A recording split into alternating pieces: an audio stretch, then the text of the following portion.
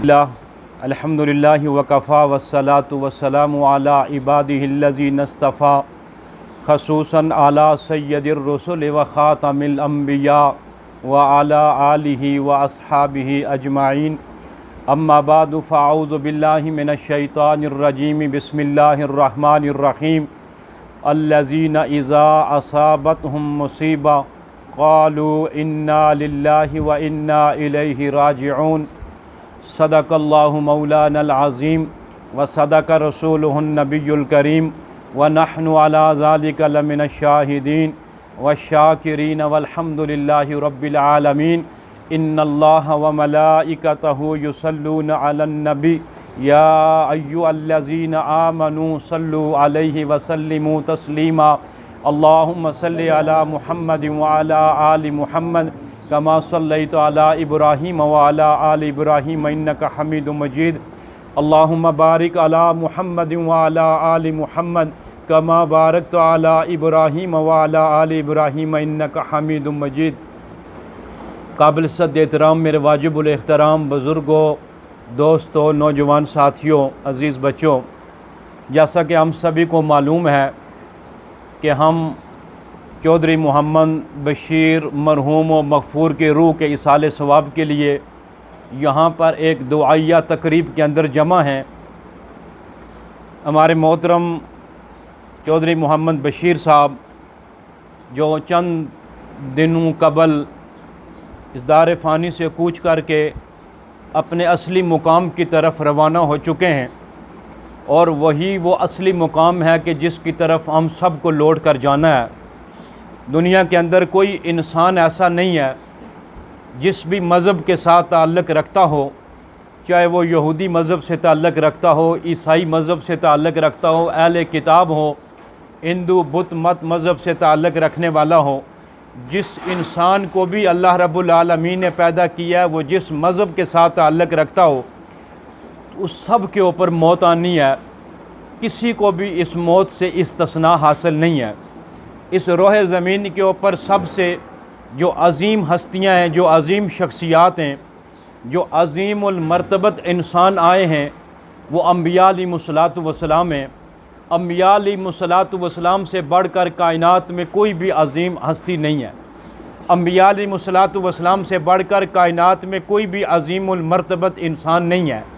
अम्बिया कायनात के अंदर अल्लाह के वो मुकर्रब तरीन बंदे होते हैं कि जिनको अल्लाह रब्बुल आलमीन अपना रसूल मुंतखब करता है। अम्बिया अलैहिमुस्सलातु वस्सलाम इस रोए ज़मीन के ऊपर सारी इंसानियत में से सबसे आला व अरफ़ा इसलिए होते हैं कि अल्लाह ताला उनको अपना नबी मुंतखब करता है, अल्लाह उनको अपना पैगम्बर और रसूल मुंतखब करता है। एक ऐसा फिर उनके ऊपर भी ये लम्हा आता है कि अल्लाह रब्बुल आलमीन ने उन अज़ीमुल मर्तबत इंसानों को जितनी ज़िंदगी देकर कायनात की हदायत के लिए भेजा होता है, वो अपना वक्त मुकर्रर गुजारने के बाद एक मर्तबा फिर वो अल्लाह की तरफ लौट कर चले जाते हैं। आखिर में इमामुल अंबिया हज़रत मुहम्मद मुस्तफ़ा सबक़ादो सल्लल्लाहु अलैहि वसल्लम दुनिया के अंदर तशरीफ़ लाए। आप सल्लल्लाहु अलैहि वसल्लम की जो हैसियत थी कि आप सैयदुल अव्वलीन वल आखरीन हैं, आप सल्लल्लाहु अलैहि वसल्लम ख़ातमुन नबिय्यीन हैं, आप सल्लल्लाहु अलैहि वसल्लम ख़ातमुल मुरसलीन हैं, आप सल्लल्लाहु अलैहि वसल्लम ख़ातमुल मासूमीन हैं, आप सल्लल्लाहु अलैहि वसल्लम जिन्नों और इंसानों के नबी हैं, आप सल्लल्लाहु अलैहि वसल्लम जो है वो मेहराज के दूल्हा हैं कि अल्लाह ने आप सल्लल्लाहु अलैहि वसल्लम को मेहराज यानी आसमानों की सैर करवाई। जब हम इस्लाम की तारीख़ का मुतालिया करते हैं तो अल्लाह ने अपने प्यारे पैगम्बर सल्लल्लाहु अलैहि वसल्लम को मक्कातुल मुकरमा की बस्ती के अंदर पैदा किया। रबीउल अव्वल का महीना था, सोमवार का दिन था, सुबह सादक का वक़्त था। और जब हम हज़ूर अकरम सल्लल्लाहु अलैहि वसल्लम की तारीख़ का मुतालिया करते हैं, अहादीस की किताबों का, तारीख़ इस्लाम की किताबों का, तो अल्लाह के प्यारे पैगम्बर सल्लल्लाहु अलैहि वसल्लम 40 बरस की उम्र को पहुँचते हैं तो आप सल्लल्लाहु अलैहि वसल्लम को नबुव्वत अता होती है। और जब आप सल्लल्लाहु अलैहि वसल्लम फ़ारान की चोटी पे जाते हैं और आप सल्लल्लाहु अलैहि वसल्लम अपनी नबुव्वत का ऐलान करते हैं और फ़ारान की चोटी पे खड़े होकर अल्लाह के पैगंबर अपनी कबीले को, अपने रिश्तेदारों को, अपने ख़ानदान वालों को, अपनी बरादरी वालों को जमा फरमाते हैं और जमा फरमाने के बाद अल्लाह के पैगंबर अपनी नबुव्वत का ऐलान करते हैं। वो नबुव्वत के जिस नबुव्वत के लिए अल्लाह ने अपने महबूब को कायनात के अंदर मबूस फरमाया था। अल्लाह ने रसूलुल्लाह सल्लल्लाहु अलैहि वसल्लम को दुनिया में इसलिए भेजा था कि 40 बरस की उम्र में मैं अपने प्यारे और महबूब पैगंबर के सर पे ख़त्म नबुव्वत का ताज सजाऊँगा। तो हमें इस्लाम की सारी हिस्ट्री ये बताती है कि हुज़ूर अलैहिस्सलातु वस्सलाम कोए सफ़ा के ऊपर खड़े होकर सबसे पहला जो ऐलान करते हैं वो ये है, कूलू ला इलाहा इल्लल्लाह तुफ्लिहून। लोगो तुम अपने अल्लाह को इलाह मान लो, लोगो तुम अपने अल्लाह को माबूद मान लो, लोगो तुम अपने अल्लाह को सिर्फ माबूद नहीं बल्कि माबूद हकीकी मान लो, लोगो तुम अल्लाह अपने को सजदा का लायक मान लो, लोगो तुम अपने अल्लाह को अपना हकीकी दाता मान लो, अपने अल्लाह को हकीकी दस्तगीर मान लो, अपने अल्लाह को तुम खालिक और मालिक मान लो कि हमें पैदा करने वाला भी वही है और हमारा मालिक भी वही है। लोगो तुम अपने अल्लाह को मुश्किल कुशा और हाजत रवा मान लो, लोगो तुम अपने परवरदिगार को इज़्ज़त और ज़िल्लत का मालिक मान लो, लोगो तुम अपने परवरदिगार को आसमानों से बारिश बरसाने का मालिक मान लो। तो जब अल्लाह के पैगंबर सल्लल्लाहु अलैहि वसल्लम ने फरमाया कि तुम अगर अल्लाह को माबूद मान लोगे, अल्लाह को हकीकी जो है ना वो मालिक और खालिक मान लोगे, अल्लाह के पैगंबर ने फरमाया तुफ्लिहून, तुम कामयाब हो जाओगे। कामयाबी का राज ये बताया कि तुम अल्लाह अपने के ऊपर ईमान इस तरह लाओ कि जिस तरह ईमान लाने का हक़ है। अब देखते हैं मुशरिकीन मक्का, उन्होंने बैतुल्लाह शरीफ के अंदर तरह तरह के बुत सजा के रखे हुए थे और वो उनकी पूजा करते थे। अल्लाह के पैगंबर दुनिया में इसलिए तशरीफ़ लाए थे कि लोगों को गैरुल्लाह की इबादत से हटाया जाए। लोग जो गैरुल्लाह की पूजा कर रहे हैं ना, वो बैतुल्लाह के अंदर बुतों को सजाया हुआ है, इधर लात पड़ा हुआ है, उधर मनात पड़ा हुआ है, उधर हुज़ा पड़ा हुआ है। किसी को वो बारिश का खुदा मानते थे, किसी को औलाद देने का खुदा मानते थे, किसी को इज़्ज़त का खुदा मानते थे, किसी को वो अपने जो नज़र व नियाज़ के मुस्तहिक मानते थे। अल्लाह के पैगंबर दुनिया में तशरीफ़ लाए, नबुव्वत मिलने के बाद पहला ऐलान किया, कूलू ला इलाहा इल्लल्लाह तुफ्लिहून, लोगो अल्लाह ही को मान लो माबूद हकीकी, तुम कामयाब हो जाओगे। तो 40 बरस की उम्र में नबुव्वत मिली और फिर अल्लाह के पैगंबर सल्लल्लाहु अलैहि वसल्लम मक्कातुल मुकरमा के अंदर अल्लाह के प्यारे पैगंबर 13 साल अपनी मेहनत करते रहे, लोगों को इसी बात की मेहनत करते रहे। अब आप ये ख़ुद अंदाज़ा फरमाएं कि नबुव्वत मिलने के बाद मेरे और आपके प्यारे पैगंबर महबूब दो जहां सल्लल्लाहु अलैहि वसल्लम एक लम्हा के लिए भी अपने घर के अंदर आराम से नहीं बैठे। सुबह शाम लोगों को अल्लाह के दीन की दावत दे रहे, सुबह शाम लोगों को माबूद हकीकी तरफ बुला रहे हैं कि लोगों आ जाओ, अल्लाह ने जिस मकसद के लिए तुम्हें पैदा किया है तुम उस मकसद की तरफ आ जाओ। और अल्लाह ने इंसान को पैदा क्यों किया, हमने कभी इस बात के ऊपर गौर नहीं किया। हम सोचते हैं कि अल्लाह ने शायद हमें इसलिए पैदा किया कि खाने पीने के लिए पैदा किया, हमें अल्लाह ने शायद शादी ब्याह के लिए पैदा किया, हमें अल्लाह ने शायद खुशी गमी के लिए पैदा किया। रात आती है तो हम सो जाते हैं, सुबह होती है तो हम उठकर अपने काम काज में मसरूफ़ हो जाते हैं। ये सारा धोखा है शैतान की तरफ से कि हमें शायद अल्लाह ने इस मकसद के लिए पैदा किया। नहीं, और मैं कुरान करीम की रोशनी से आपको ये बात बतलाना चाहता हूँ कि अल्लाह ने हमें क्यों पैदा किया। वमा खलक़तुल जिन्न वल इंस इल्ला लियअबुदून, अल्लाह फरमाते हैं जिन और इंस को, जिन्नों को और इंसानों को मैंने अपनी इबादत के लिए पैदा किया। अब मुझे और आपको ये चाहिए कि हम अपने खालिक हकीकी की खालिस इबादत करके हम अपने दुनिया में आने का मकसद पूरा करें। और जब हम अपने दुनिया में आने का मकसद पूरा कर लेंगे तो मैं ये पूरे ईमान के साथ कहता हूँ कि मैं भी इस दुनिया से कामयाब कब्र की पाताल में उतारा जाऊँगा और आप भी इस दुनिया में कामयाब तरीन मुसलमान बनकर कब्र की काल कोठरी में उतारे जाओगे। और जब कब्र की काल कोठरी में हमें उतारा जाएगा, ऐसा कोई इंसान फ़िरऔन के अलावा मुझे बता दें, फ़िरऔन की लाश आज भी मिस्र के अजायब खाने में पड़ी हुई है। वो क्यों पड़ी हुई है कि उसको केमिकल लगा के रखा हुआ है। अल्लाह ने इबरत के लिए उसको रखवाया हुआ है कि इसने ये दावा किया था कि अना रब्बुकुमुल आला, कि मैं सबसे बड़ा रब हूँ, मैं खुदा हूँ, तुम्हारा इलाह, तुम्हारा दाता हूँ। कि मैं हूँ सबसे बड़ा। अल्लाह रब्बुल आलमीन ने उसकी लाश को भी केमिकल के तौर पर मिस्र के अजायब घर में रखा हुआ, इबरत के निशान से कि देखो आज ये बुत का मुजस्मा बना पड़ा हुआ है, और कल ये दावा करता था कि अना रब्बुकुमुल आला। इसके अलावा कायनात के अंदर आप मुझे बताएं किसी ने अपने बाप की मैयत को घर में शीशे के फ्रेम में बंद करके रखा हो, किसी बादशाह की मैयत को दिखा दें, किसी बड़े से बड़े बुज़ुर्ग आलम मुत्तकी शेखुल हदीस नमाजी हाजी की मैयत को दिखा दें कि किसी ने उसको अपना घर के अंदर शीशे में बंद करके फ्रीज़र के अंदर लगा दिया हो। ऐसी कोई बात नहीं है। सबको कब्र की पाताल में उतारा जाएगा। जितने भी इंसान दुनिया में आए, बादशाह है या गधा है, सबको 3 सफ़ेद चादरों में लपेट कर मैयत को कब्र के अंदर उतार दिया जाता है। जब मैं और आप भी 3 सफ़ेद कपड़ों के अंदर मलबूस होकर इस कब्र की अंधेरी काल कोठरी में उतार दिए जाएंगे, आप सभी लोग मुझसे उम्र में बड़े, समझदार, जी शहूर, अक्लमंद बैठे हुए हैं। आप मुझको बताएं कि उस कब्र के अंदर जिस चारपाई के ऊपर हमें मैयत के तौर पर रख के ले जाया जाता है, कभी किसी ने नहीं कहा कि मेरे बाप बड़े मालदार थे, बड़े नफीस थे, बड़े उम्दा थे, इनको चारपाई समेत कब्र के अंदर उतार देते हैं, मट्टी के ऊपर इनको ना लटाओ, इसलिए ये कभी ज़मीन के ऊपर लेटे नहीं थे। ऐसा कभी भी नहीं हुआ है। उसके जिस्म के ऊपर जो लिबास होता है उसको भी उतार दिया जाता है। किसी ने महंगी घड़ी पहनी होती है वो भी उतार दी जाती है। सोने की अंगूठियाँ और सोने के लाकड़ गले में पड़े होते हैं, सब कुछ उतार दिया जाता है। बड़े उम्दा किस्म का जूता होता है पाँव में, वो भी उतार दिया जाता है।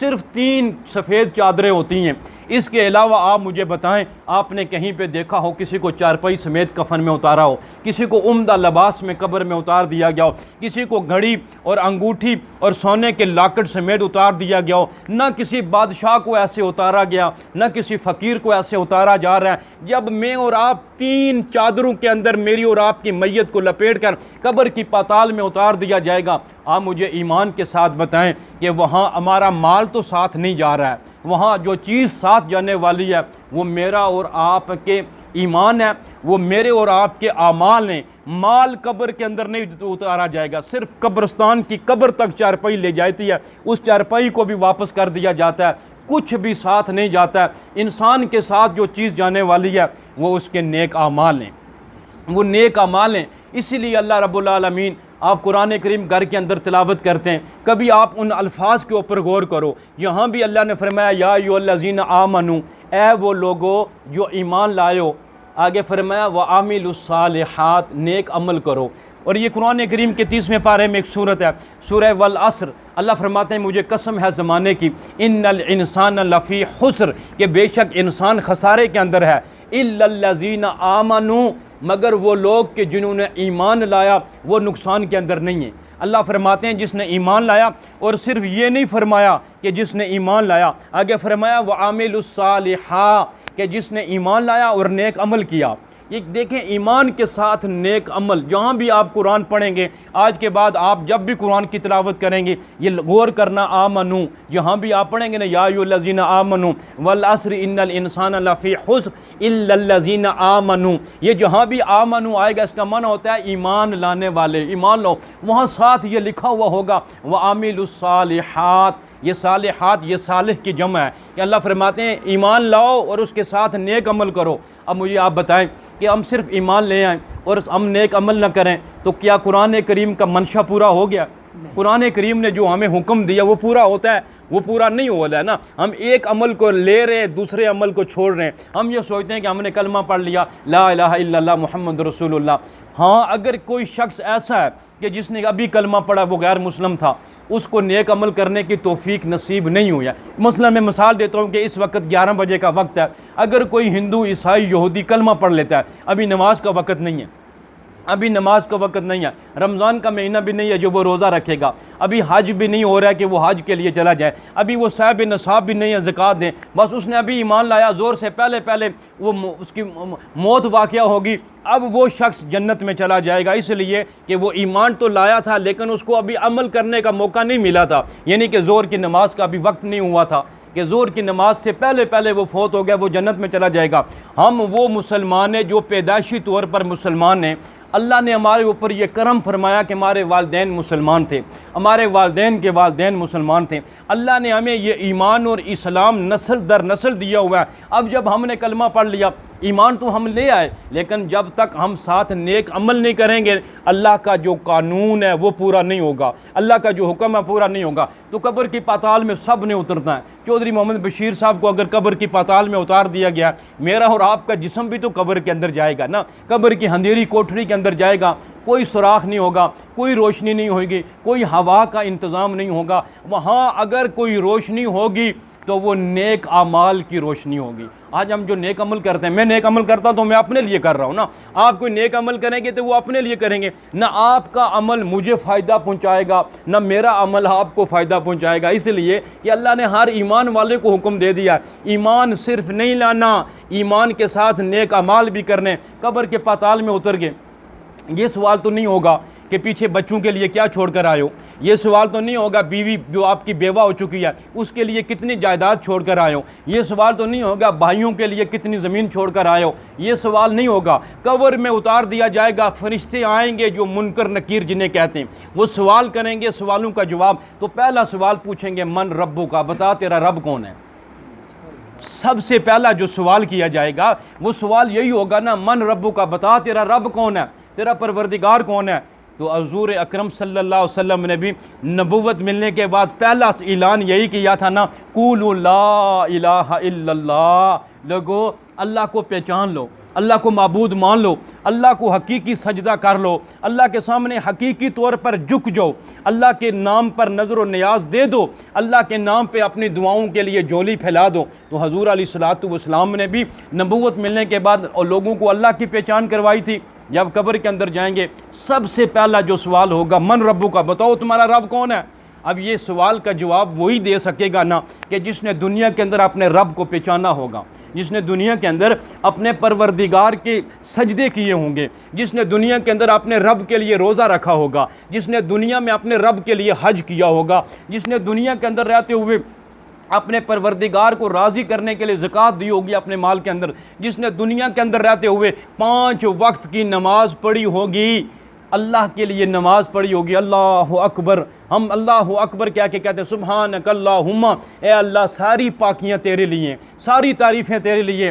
फिर कहते हैं अल्हम्दुलिल्लाहि रब्बिल आलमीन, ए अल्लाह तमाम तारीफ़ें तेरी हैं। फिर जब सूरत फातिहा मुकम्मल होती है पढ़ते हैं कुल हुवल्लाहु अहद, कह दे कि मेरा अल्लाह एक है। तो ये है ना, नमाज में हम बार बार अल्लाह की बड़ाई बयान करते हैं, नमाज में बार बार अल्लाह की किबरियाई का जिक्र होता है, नमाज में बार बार अल्लाह की तारीफ़ करते हैं, नमाज में बार बार अल्लाह की पाकी बयान करते हैं। तो आप मुझे बताएं कि ईमान से कि जब नमाज हम पढ़ेंगे तो नमाज में बार बार अल्लाह का जिक्र होगा, तो जब हमें कब्र में उतारा जाएगा तो नमाजी आदमी फ़ौरन कहेगा कि जब सवाल किया जाएगा ना मन रब्बु का, तेरा रब कौन है, वो कहेगा रब्बुन अल्लाह, मेरा रब कौन है, बोल देना मेरा रब कौन है, सब कह दे मेरा रब कौन है, अल्लाह। ये वही कहेगा कि जिसने नेक अमल किए होंगे, जिसने नमाज पढ़ी होगी। जब दूसरा सवाल किया जाएगा मन नबियों का, बता तेरा नबी कौन है, तुमने किस नबी का कलमा पढ़ा है, तुम्हारे नबी कौन है, आका कौन है, तुम्हारे महबूब कौन है, कि किस नबी का कलमा पढ़ा। अब मुझे ईमान से बताएं कि जिस बंदे ने दुनिया के अंदर रहते हुए हज़ूर अकरम सल्लल्लाहु अलैहि वसल्लम की सुन्नत के मुताबिक ज़िंदगी ना गुजारी हो, उस बेचारे को ये भी पता ना हो कि मैंने सोना किस तरह है, मैंने जागना किस तरह है, मैंने खाना किस तरह है, मैंने पीना किस तरह है, मैंने मस्जिद में किस तरह दाखिल होना है, मैंने घर से निकलते वक्त नबी पाक का कौन सा तरीका है, मैंने उसको अपनाना है या नहीं अपनाना, बैतुल खुला में जाके मेरे पैगम्बर ने कौन सी दुआ सिखलाई है, मैंने वो। अब दुनिया के अंदर रहते हुए जो आदमी हज़ूर अलैहिस्सलाम की सुन्नत के मुताबिक सोएगा, उठेगा तो हज़ूर अलैहिस्सलाम के सुन्नत के मुताबिक, खाना खाएगा तो हज़ूर की सुन्नत के मुताबिक, लिबास पहनेगा तो हज़ूर की सुन्नत के मुताबिक, अब वो घर से निकलेगा तो हज़ूर की सुन्नत के मुताबिक, घर से बाहर निकलेगा दुआ पड़ेगा बिस्मिल्लाह तवक्कलतु अलल्लाह ला हौला वला कुव्वता इल्ला बिल्लाह, ये मेरे नबी की सुन्नत है, घर से निकल कर ये दुआ पढ़ो। मस्जिद में जाएगा तो दुआ मांगेंगे ना, बिस्मिल्लाहि वस्सलातु वस्सलामु अला रसूलिल्लाह अल्लाहुम्मा अफ्तह ली अबवाब रहमतिका, ए अल्लाह मैं तेरे नाम से तेरे घर में दाखिल हो रहा हूँ, तेरे महबूब पे दुरूद और सलाम भी पढ़ रहा हूँ, और आगे मैं कहता हूँ अल्लाहुम्मा अफ्तह ली अबवाबा रहमतिक, हे अल्लाह मेरे लिए अपनी रहमत के दरवाज़े खोल दे। ये रसूलुल्लाह की सुन्नत है ना। तो जो अमल भी इंसान दुनिया में रह के हजूर अकरम सल्लल्लाहु अलैहि वसल्लम की सुन्नत के मुताबिक करेगा, आज माफ़ करना हमने हजूर की सुन्नत को बड़ा मामूली समझ लिया, बहुत मामूली समझ लिया। किसी कौंसलर की, MNA MPA की, किसी चौधरी की बात हो, हम उसको फ़ौरन मानने के लिए तैयार होते हैं। यार चौधरी साहब ने मेरे ज़िम्मे ये काम लगाया था, अगर मैं ये काम नहीं करूँगा चौधरी साहब नाराज़ हो जाएंगे। कभी हमने ये नहीं सोचा कि मैं खड़े होकर पानी पी रहा हूँ, ये तो मेरे नबी की सुन्नत नहीं है। मैं एक सांस में पानी पी रहा हूँ, ये मेरे नबी की सुन्नत नहीं है। मैं बगैर बिस्मिल्लाह के पानी पी रहा हूँ, ये मेरे नबी की सुन्नत नहीं है। मैं पानी के इख्तिताम पर अल्हम्दुलिल्लाह नहीं पढ़ रहा हूँ, ये मेरे नबी की सुन्नत नहीं है। मैंने भी और आपने भी कभी नहीं सोचा, हम लाशऊरी तौर पर पानी एक सांस में पी जाते हैं, ना बिस्मिल्लाह पढ़ते हैं, ना 3 सांसों का ख्याल करते हैं, ना बैठ कर पीते हैं, ना आखिर में अल्हम्दुलिल्लाह पढ़ते हैं। तो हमने कभी ये नहीं सोचा कि हमने हजूर अलैहिस्सलाम के गुंबद खज़रा के अंदर हमने अपने महबूब पैगम्बर के दिल को दुखा दिया है। ये हमने कभी नहीं सोचा। चौधरी का दिल नहीं दुखा रहे हैं, मैंने काउंसलर का दिल नहीं दुखा रहे कि ये मुझसे नाराज़ हो जाएगा। और हमने कभी ये नहीं सोचा गुंबद खज़रा में मेरे मुस्तफ़ा मुझसे नाराज़ हो जाएंगे तो कैसा मेरा उम्मती है। तो दावा ये करता है कि ला इलाहा इल्लल्लाह मुहम्मद रसूलुल्लाह, कि मैं अल्लाह के ऊपर ईमान लाया हूँ कि वो मेरा माबूद हकीकी है। और दावा ये करता है कि मैं ईमान लाया हूँ कि हज़रत मोहम्मद मुस्तफ़ा सल्लल्लाहु अलैहि वसल्लम अल्लाह के रसूल और पैगम्बर हैं। और हजूर उस वक़्त गुंबद खज़रा में तड़पते होंगे जब हम सुन्नत के मुताबिक पानी नहीं पिएंगे। तो हम इन सुन्नतों को मामूली समझ बैठते हैं। हालांकि अल्लाह के पैगंबर ने फरमाया एक ऐसा वक्त भी मेरी उम्मत के ऊपर आएगा कि जब फितने और फसाद का वक्त होगा, जब दीन से इतनी दूरी का वक्त हो जाएगा। आज अल्लाह के पैगंबर को हमसे जुदा हुए 1450 साल का अरसा गुजर चुका है। अब आप खुद ईमान से सोचें, हम कितने दौर नबूवत से दूर हो चुके हैं, कितने दूर हो चुके हैं। हजूर ने फरमाया उस आखिरी वक्त में जब फितने और फसाद का वक्त होगा, जब हर तरफ बेदीनी का वक्त होगा, हजूर अकरम सल्लल्लाहु अलैहि वसल्लम ने फरमाया कि जो मेरा उम्मती इन हालात में मेरी एक सुन्नत को ज़िंदा करेगा उसको 100 शहीदों का सवाब मिलेगा। 100 शहीदों का सवाब मिलेगा सिर्फ सुन्नत के मुताबिक पानी पीने से। तो वही कब्र के अंदर ये जवाब देगा, वही कि जब सवाल किया जाएगा मन नबियों का, तेरा नबी कौन है, जिसने नबी पाक सल्लल्लाहु अलैहि वसल्लम के उस्वा हसना के मुताबिक ज़िंदगी गुजारी होगी, जिसने नबी पाक सल्लल्लाहु अलैहि वसल्लम की सुन्नत के मुताबिक ज़िंदगी गुजारी होगी, जिसने शबो रोज़ अल्लाह के प्यारे पैगंबर पर दुरूद और सलाम पढ़ा होगा, वो जवाब देगा कि मेरे नबी हज़रत मोहम्मद सल्लल्लाहु अलैहि वसल्लम में। तीसरा सवाल किया जाएगा माँ दीनों का, बता तेरा दीन क्या है। तो जो आदमी इस दीन के ऊपर चलता होगा वो जवाब देगा कि मेरा दीन दीन इस्लाम है। अल्लाह फरमाते हैं इन्ना दीन इंदल्लाहिल इस्लाम, अल्लाह फरमाते हैं तमाम दीनों में से मैंने जिस दीन को पसंद किया वो इस्लाम है। तो मेरे मुसलमान भाइयों और बुज़ुर्गों, दुआया तकरीब है, एक दुनिया से जाने वाले शख्स के इसाले सवाब के लिए हम जमा हुए हैं, उनके लिए हमने दुआ करनी है। लेकिन हमने इस दुआया तकरीब में कुछ थोड़ा सा सबक लेकर जाना है कि अगर आज उनके ऊपर मौत आई है, कल हमारे ऊपर भी मौत आ गई। अगर वो अपने साथ कोई चीज़ लेकर नहीं गए, माल सारा पीछे छोड़कर चले गए, साथ जो चीज़ लेकर गए वो उनके अपने आमाल थे, नेक आमाल साथ लेकर गए। तो आज मैं और आप भी इस बात का अहद करें, या अल्लाह हमसे जो गलतियाँ सरजद हो गई हैं तू माफ़ करने वाला है, तू माफ़ी को पसंद करता है। हम तेरी दरबार में तौबा करते हैं, तू तौबा को कबूल करेगा। और या अल्लाह हम अहद करते हैं कि आज के बाद हम तेरी नाफरमानी नहीं करेंगे। ए अल्लाह आज के बाद हम तेरे महबूब पैगंबर हज़रत मोहम्मद मुस्तफ़ा सल्लल्लाहु अलैहि वसल्लम की सुन्नत की खिलाफ वर्जी नहीं करेंगे। और अल्लाह तुझे जो पसंदीदा दीन है वो दीन इस्लाम है, हम इस्लाम के ऊपर चलने की कोशिश करेंगे। दीन अल्लाह को बड़ा महबूब है, अल्लाह को अपने पैगंबर बड़ा महबूब है, लिहाजा हमें कोशिश करनी चाहिए कब्र में जाने के लिए हम इन आमाल का एहतमाम करें। तो मैं बात को ख़त्म करने लगा हूँ।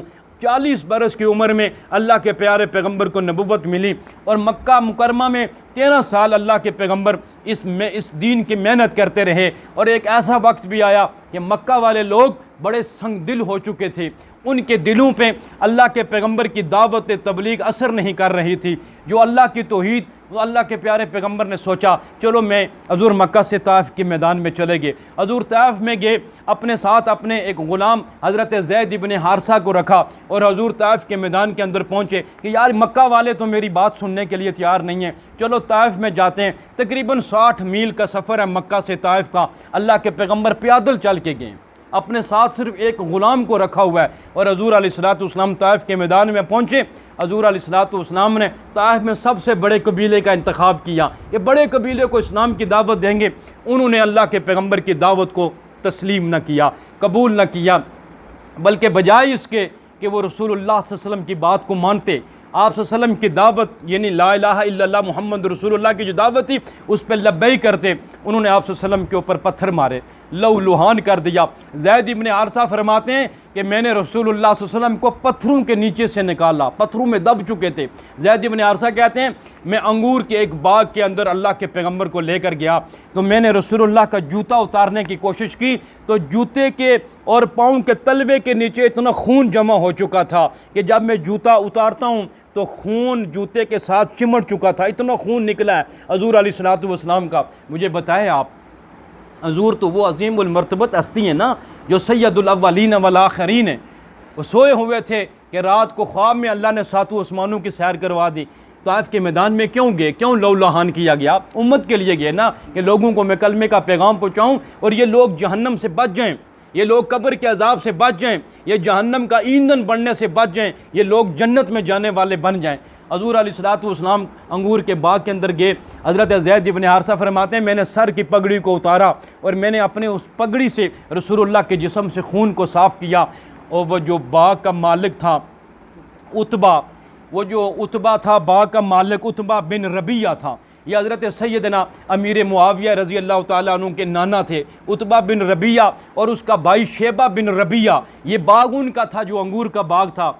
उन्होंने देखा कि दो आदमी हैं, मुसाफिर हैं, हमारे बाग के साए में बैठ के खून साफ़ कर रहे हैं। उन्होंने अपने एक नसरानी ग़ुलाम से कहा जाओ जाके अंगूर का ताज़ा गुच्छा उतारो और एक प्लेट के अंदर रखो और जाके इनकी खिदमत में पेश कर दो।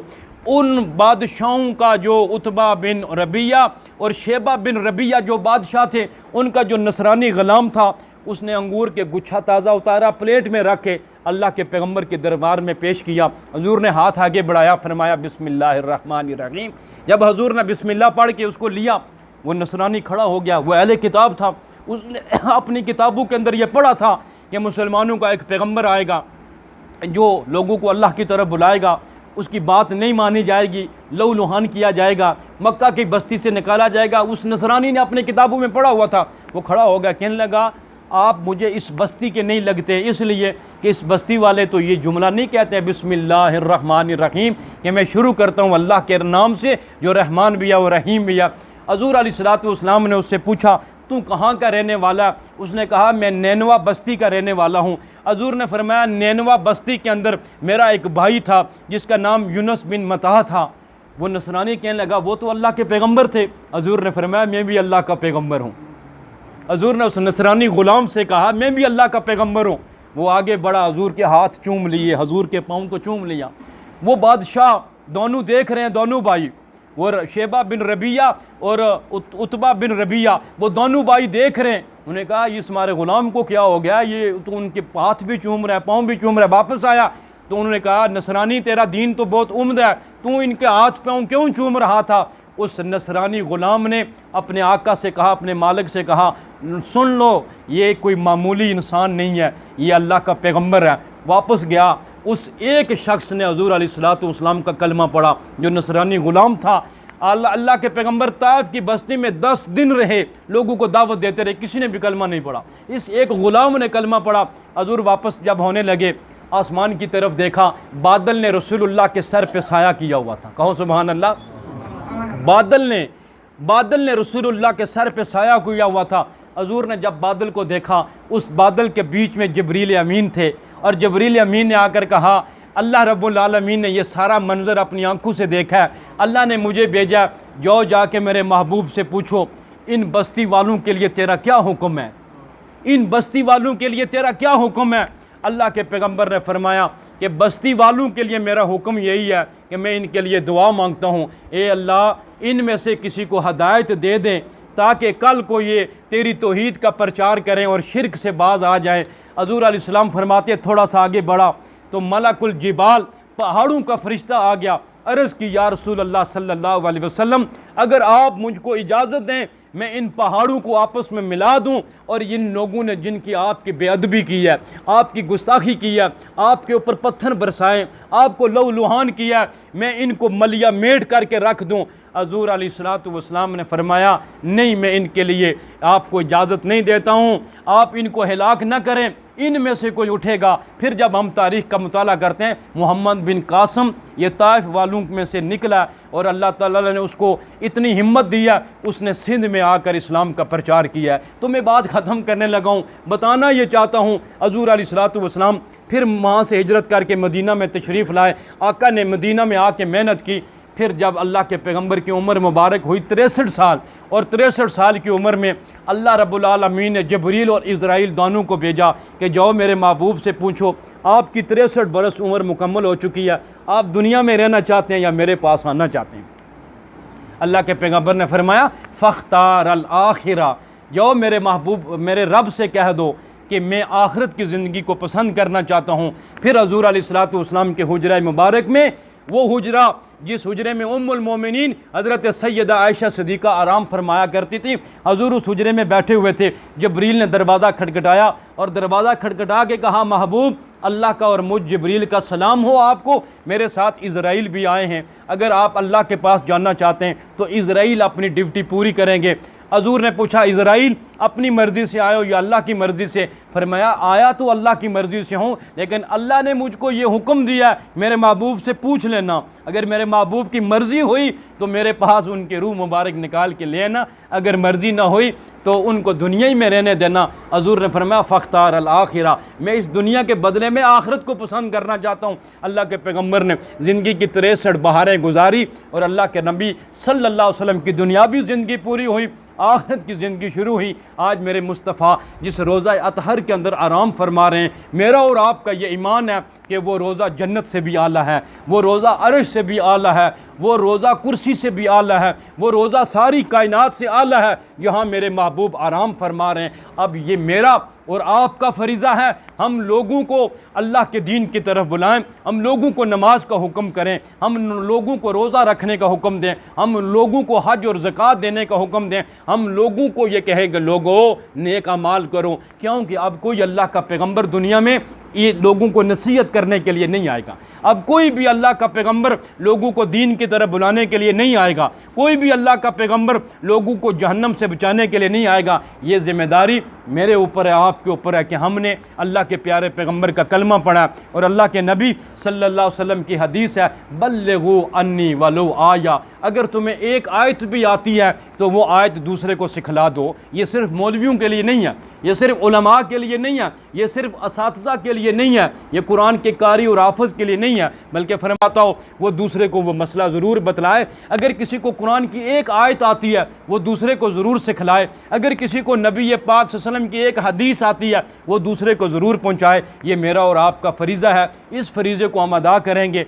ईमान के साथ कहता हूँ, दुनिया में भी अल्लाह रब्बुल आलमीन हमें इज़्ज़त वाली ज़िंदगी अता फरमाएंगे और जो असली ज़िंदगी है कब्र में उतरने के बाद, वो ज़िंदगी भी इंशाअल्लाह हमारी सुकून वाली होगी, चैन वाली होगी, राहत वाली होगी, और वो ज़िंदगी जो हमारी है वो सबसे बेहतरीन और कामयाब ज़िंदगी होगी। तो मुझे भी और आपको भी इस आखिरत की तैयारी करनी है जिस तरफ चौधरी मोहम्मद बशीर साहब रवाना हो चुके हैं, मैं और आपने भी उसी तरफ जाना है। तो हमें तैयारी करके जाना चाहिए, बग़ैर तैयारी के नहीं जाना चाहिए। तैयारी करके जाएंगे तो इंशाअल्लाह हम सुकून वाली ज़िंदगी पाएंगे। याद रखो, बग़ैर तैयारी के कोई भी तालिब इल्म बग़ैर तैयारी के इम्तिहान गाह में जाके बैठता है तो वो नाकाम हो जाता है, और जो स्टूडेंट तैयारी करके जाता है वो फौरी तौर पर पेपर हल करता है और फिर वो कामयाब हो जाता है, पास हो जाता है। हम जब तैयारी करके जाएंगे, कब्र के अंदर जो हमारे सामने सवालिया पेपर रखा जाएगा जिसमें 3 सवाल होंगे, तैयारी करके जाएंगे